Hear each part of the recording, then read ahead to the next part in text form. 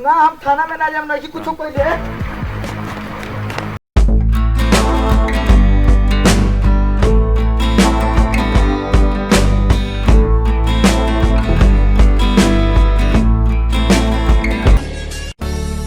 इनका नाम बा फोकटिया बाबू, काम के न काज के, दुश्मन रिश्तेदारन के अनाज के, मतलब इनका फोकट में खाए के आदत बा। ए चक्कर में बन गए बलि के बकरा, कैसे खुदे देख ली।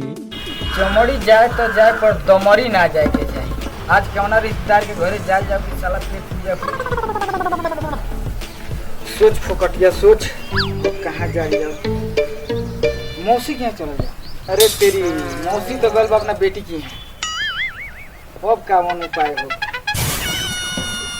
अरे तेरी के जरो ममहर तो हमरा भोरे पर आ गेल हो। वो तहाँ खाए पिए के व्यवस्था तो मिलिए गेल। चल जाओ तहीं तो आप पन लगौनियो हमरा मिलेला। चलो तनी अब ऊपर।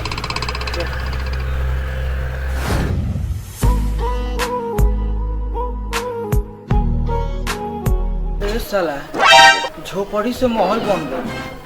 लगा तो मम्मा के लॉटरी लागल हो पारी। 56 भोग अब खाऊं के मिली।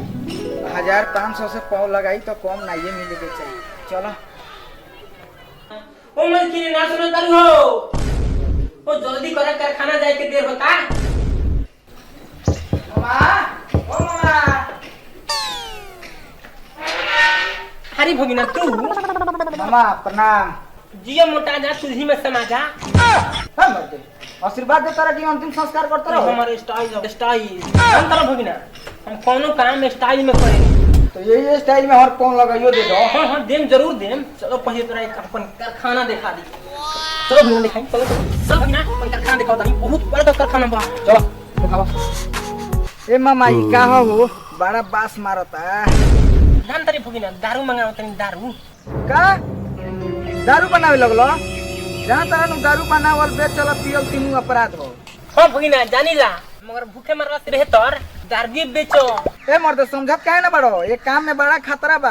भगिना खतरा कौने काम में नहीं। पुलिस पुलिस भाग, पुलिस पुलिस।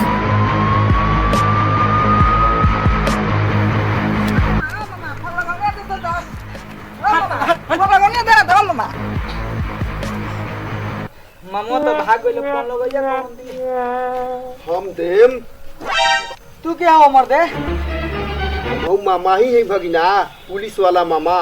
पुलिस वाला मामा। हाँ पुलिस वाला मामा। तारा थाना के लॉकअप में मिली पान लगाई। ना ना हम थाना में ना जाम, हमरा भूख लगल बा। थाना में भर पे खिया के व्यवस्था बा। ना ना हम थाना ना जाम, हम कुछो नहीं कइले। इतना लब रही। अरे तोरा के रंगे हाथे पकड़ ले बानी दारू के साथ। ना हम तो मामा से मिले आ रहनी, हम दारू ना बेचले। हम तो तोरा के ममहरे ले जाए आल बानी। वहाँ नाना नानी मामा मामी सबसे भेंट हो जाए। साथ में भर पेट खाए के मिली। नटभोग तुम कुटाई तुम पे। ना हम थाना में ना जाम नहीं कुछो कोई दे।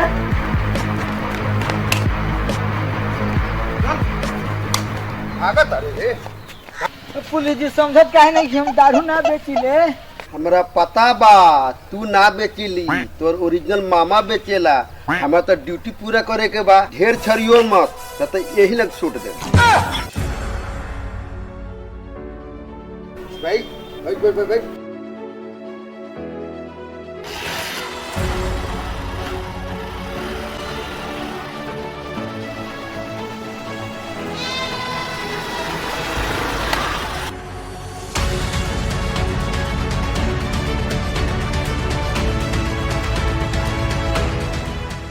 साला पन लगाइयो ना मिलल, आफत में जानो फंस गल हमर।